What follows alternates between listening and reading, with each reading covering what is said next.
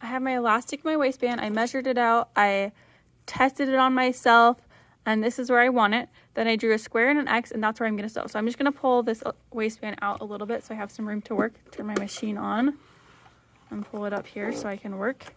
And I'm just going to sew right on top of where I already drew that square and X. And this is where it's really important to have a pin on either side because that kind of keeps this a flat surface instead of it twisting on you. And I'll just lower. I'm going to backstitch, and I'll sew the square first.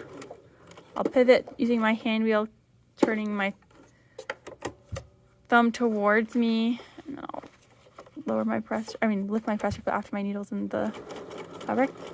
And I'll turn again. Sew down this end.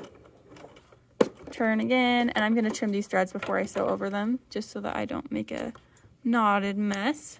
I'm going to turn one last time, and it gets to be a little bit much because we've gone a whole circle, so just be careful what might get tucked under. After I sew that whole X, then I'm going to after I sew the square, I'm going to sew that X. So I'll go through and do the X. I'll just go up one of the edges of the square again. And here I'll do the last little bit of my X. I'm going to backstitch, and then I have my square and X sewed in there. So now I can lift up my presser foot, cut this off, and I can also trim my elastic now that I have it all sewn together.